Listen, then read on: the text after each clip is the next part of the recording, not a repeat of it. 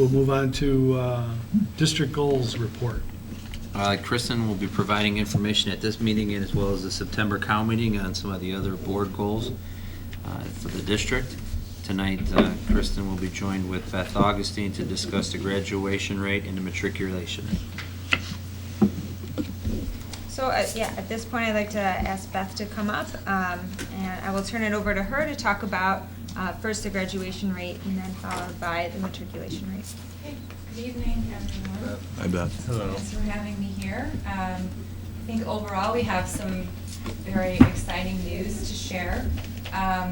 First, looking at our graduation rate, last year, our class of 2014, we had a 92% graduation rate. And it's important to note that we have an adjusted cohort. Those were students that came back as fifth-year seniors, went through our credit recovery program, and so we were able to adjust our graduation rate to 95.5%, up from 92. So that really shows the work that we were doing with our fifth-year seniors. I had originally projected a 95% based on the number of students that were returning and based on our special education population that were receiving transition services. So we did better than I projected at 95.5%. So that's definitely something to celebrate, and it's our highest graduation rate for the last several years. For the class of 2015, the graduation rate of 92.8%. I had projected a 93.9, so we were down a little bit lower than what I had projected. We did have 9 students graduate based on the 2 credit recovery sessions that we offered in the summer, so that was helpful to increase that rate to the 92.8%. But we did lose 13 students that dropped out, and 3 of those 13 dropped out very late in the year, so they weren't in my projection. Unfortunately, we lost a few students, and we're hopeful that we'll still be able to get them back in and go through our credit recovery process. I know who the students are, and it becomes very challenging when they're so disenfranchised. You put as many interventions as in place, and sometimes it's just not enough, but we don't give up. We still try to get them back in to go through our credit recovery program as fifth-year seniors. Of the 13, one of them entered a GED program, and then just historically looking at the number of our dropout range is anywhere between 8 and 13 students. So, we're still within the range of where we've been over the last several years. Not saying it's good, but it doesn't look like it's increasing. So, is that just senior year, or is that the whole cohort? that's over the whole cohort. Oh, okay. Yeah, 13 students from the class of 2015. I got it, okay. Can I ask 2 questions? Sure. Just on there? The first question would be, if they get a GED, will that count towards the graduation rate? It doesn't. It doesn't. No. That's unfortunate. And But then the second question, for the fifth-year senior, do we offer like an online credit recovery so they wouldn't have to come into the building but can do that at home, or? Well, our credit recovery program is all online, but we find that many of the courses that they are credit deficient in, particularly math, they really need a teacher with them to assist them, and there's no one monitoring them. So we really pay close attention to attendance. We have them set weekly goals. Otherwise, it could really stretch out over the entire school year. So we, encourage them to come in, be present, be on time, get the work done, because really they want to get out. Most of them want to get out sooner, and I think they really need that assistance to kind of get them through it. We had 15 students who were then retained for 15-16 school year who are back.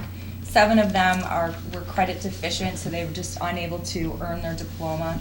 And as of right now, we only have 1 of them back in our credit recovery program, but we are still reaching out. We're still trying to encourage them to come back. If they are willing to put in the effort, we are willing to work with them and try to help them earn their credits towards their diploma. 8 of those students were special education students, and although they were probably eligible for a diploma, if they choose to come back for transitional services, unfortunately they count against our graduation rate. So they are students that probably earned a diploma, but they're back just for those transitional services. And unfortunately, there's really nothing that we can do to, change that number. But Is it we're- because if they graduate, they're not eligible for transitional services? No, they can graduate, they can actually walk through the ceremony, they just don't take their diploma.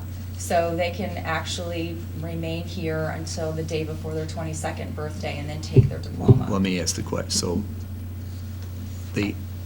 if they take the diploma, they're not eligible for Correct. transitional Once they services. take the Okay. diploma, they are no longer eligible. Even if they would have been able to graduate? Correct, and that's why I think our 2014 adjusted cohort was better than what I had projected, because we had a few students that opted to take their diploma earlier than what we had anticipated. Okay. But I'm hopeful that with the student that's in our credit recovery program, we'll be able to move that 92.8% up to 31, and then maybe trying to have a few more students come back. We're not going to give up on that. That will, move that closer to 94, maybe 95. But still, it was an increase from the previous year.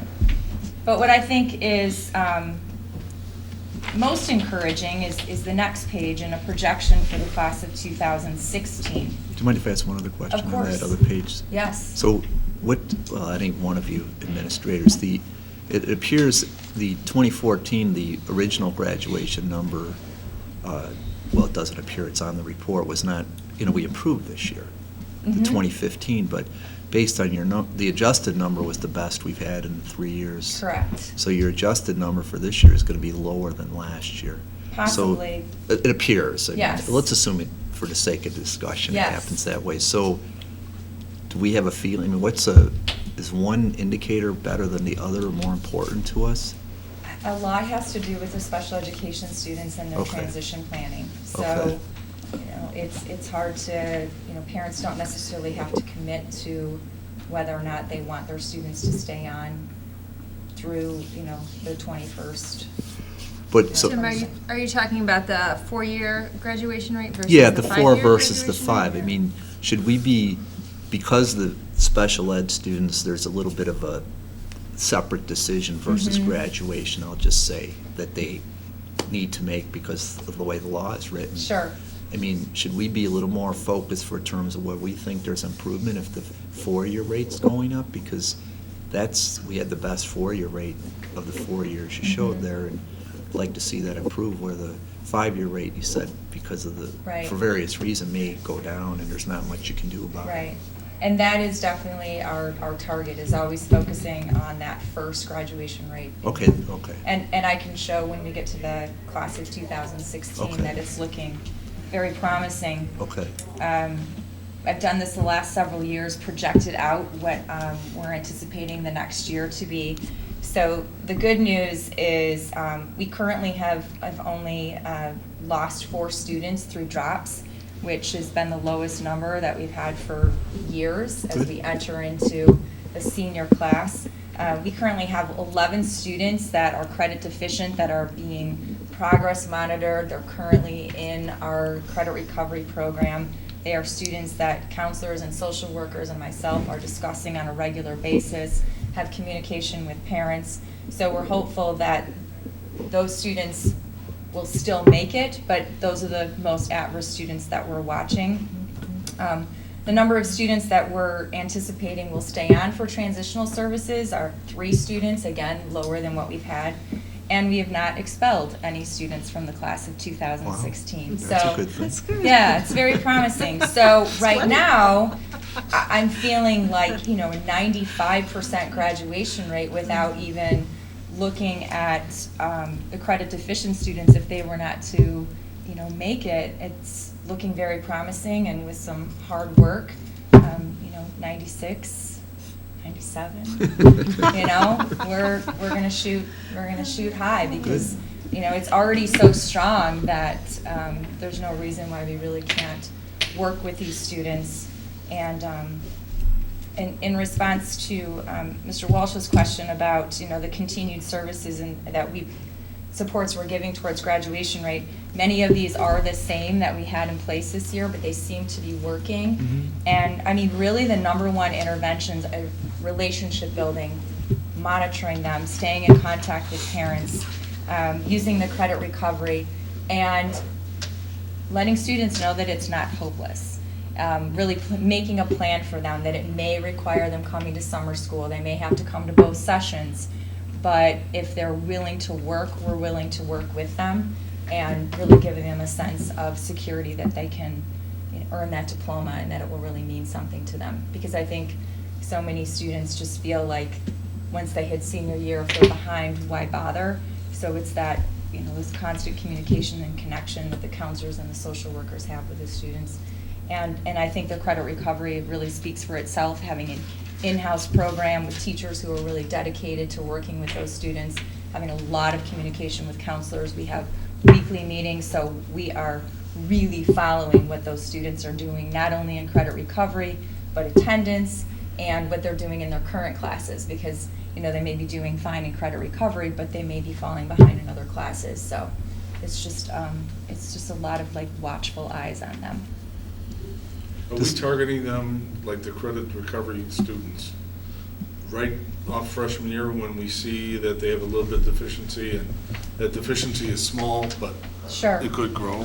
Yeah, that's really where we're looking at summer school and ensuring that they're getting enrolled, particularly if they failed algebra, math, or biology, and getting them enrolled and just always monitoring if they've made those credits up, and then using our credit recovery program early. Last year we had a number of students attend the summer session, as Kristen mentioned, that were seniors incoming seniors, so that they weren't already behind coming into senior year. They felt comfortable. So yeah, and that's why I project out always almost a year and a half in advance, looking at students who are credit deficient. It's something that I monitor pretty consistently. Yes. Does your approach change when a student turns 18? I mean, can you still talk to their parents, and do some of them kind of feel like, well, now I'm 18, I can do what I want? Or because since most students turn 18 Sure. when they're seniors, right? Yes, we have a few now that are in that situation, and I think we really just have to kind of lay it out. We are willing to work with you, but there still has to be expectations, and unfortunately, without a high school diploma, the options are very limited. Right. And so it's having those tough conversations that I don't think you're going to find a high school that's going to be more caring than RB, and we're going to work with you. And for the most part, once you get them hooked and they feel like they're making progress, they stick with it. And you could still discuss it with their parents Yes. when they turn 18? Mm-hmm. And the only reason I ask is because nowadays in college, Yes. you can't do anything unless the kids Right. sign off on it. So. Well, because their parents still are coming in, and if they're signing, if they're Yeah, right. enrolling, their parents are still coming in and proving residency. They go through Okay. the same process as Okay. any freshman, sophomore, junior, or senior would. Okay, that's good. Thank you. Yes. So any questions on graduation? Any further questions from the board? Congratulations. Thanks. I'd like to see. Oh. Talk to the Yeah. senior class, tell them what we're about to see. Yeah, exactly, Good exactly. grade. Looks like a successful year ahead of us. Let's hope so. Yeah, I know, it's feeling good about it. So then as we move on to matriculation rate, I've also given some additional information that was printed out today, a couple of just data reports. One of them, the class of 2015 college matriculation rate, I believe Dr. Keene had asked this a couple of years ago, just wanting to know where our students attended school. So that's one of the forms. It just says college matriculation, and this is where the class of 2015 reported that they were attending. And then I also thought it was interesting, the other report that said, listed at the top, colleges with acceptance. These are all the schools that our students applied to and were admitted to. They didn't necessarily opt to attend, but it's a pretty impressive list of 221 schools that our students have applied to. So you can certainly look those over. But with the report, our matriculation has again increased every year. We continue to improve. Last year from 95.6 to this year of 96.6. I included an additional chart this year so you could see the comparison between last year's class and this year's class, the number of students that were going on to a 4-year school versus a 2-year technical or trade school. And there was an increase with our number of students reporting going on to a 4-year school. And I think that can fluctuate from class to class, but it definitely was a nice jump there. The military percentage-wise stayed pretty consistent.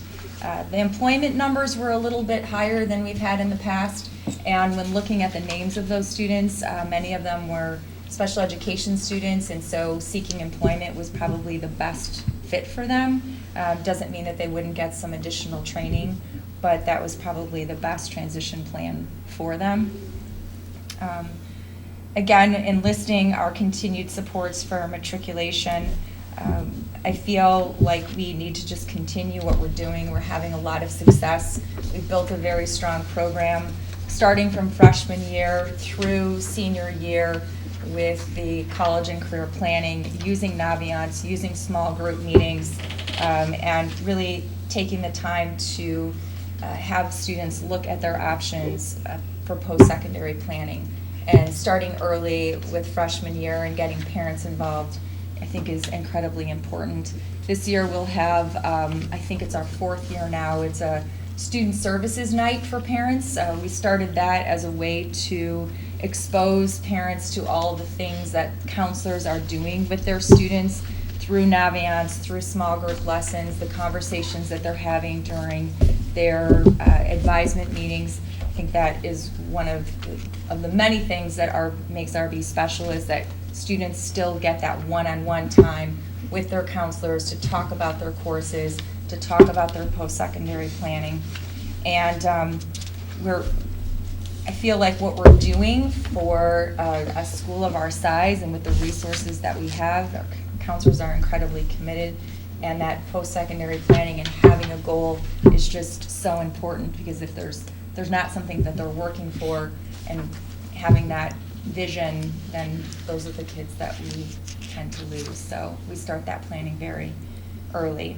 And even this evening, Jim Franco has a senior meeting, senior planning meeting with parents, I think in the auditorium. We've already had one senior night for our senior parents. This is the second one, and then throughout the year we'll have our evening programming for parents. And I believe Mr. Walsh, your question was about the reps that we have. We have about 85 reps. This is my 12th year here, and I have to say, just over the years, those reps have increased. And in order to make that happen, we attend college fairs, we go to workshops when we're invited to, breakfasts and lunch from schools where they are hosting it at a local restaurant. We try to have a representative go there. It is hard to be out of the building, but it is really nice to make that personal connection with a rep. We also promote the National College Fair that's held at Navy Pier every September. Triton does a really nice job, a Future Focus Fair. They have about 300 colleges. LT actually does a college night in the spring, and we really promote that. So there's a lot of opportunities other than the reps for students to get out and actually have a face-to-face conversation with the college representatives. Schools like the Ivy schools, the more highly selective schools, they tend not to do individual visits, but they do send us information when they maybe are visiting a hotel in Chicago, and then they invite anyone to participate. Parents and students can go on a Saturday or a Sunday or an evening. And I feel like we're getting more and more of those invitations to schools like Duke and Yale are sending us information, because we do have such a strong reputation, and they're seeing more and more of our applications. Students are expressing interest. So I think that's really promising. I think that speaks to RB's reputation, that schools are reaching out. They may not be visiting us specifically, but they're giving us the invitation to let our students know that they're in the area. And so many schools too are just cutting back on their travel. They just don't have the expense to do that. So we have a lot of our local schools, but we have had a number of schools reach out and have counselor visits. So Jim Franco's taken advantage of a couple of trips to one to Texas and then one to South Carolina because they're really trying to recruit students from other states. And I think we had 4 or 5 students apply to the South Carolina school, and a couple of them are attending. So, that was just nice to see students kind of reaching out to see other schools beyond the 25, 40-mile radius of Chicago. Well, maybe a better way to ask the question, the way you explain. I was thinking in terms of there's 212 schools that kids Mhm. were accepted to, but only 85 come. But do you feel there, from what you're saying, you feel there's a good enough mix that the students have the opportunity to get information with I do. whoever they might want to consider? Yeah, I do, Okay. especially if they attend the Navy Pier, the NACAC College Fair, and we promote that for sophomores, juniors, and seniors. I think several years ago, we were really more focused on our juniors and seniors, and then learning that parents really want to start planning and thinking and seeing what's out there. So, sending those e-blasts and that information out to sophomores. I do think that students are much more savvy. They're on their phones, they're looking things up. There's virtual tours to visit most schools. So I do feel, Well, plus I see on the notice, with your daily notice, you have UIC's, St. Louis University, and I think Notre Dame or somebody. Mhm. So you have good schools. we that have come. great schools. Okay. Yeah, and a lot of that is our reputation as being Okay. just a strong academic high school, and it really speaks for itself. Thank you. Anything further from the board? Seeing none, thank you very much. Thank you. Beth. Good Great job. job, Beth. Yeah, Keep very working. Good job, very good job. Kristen, Very good job. much.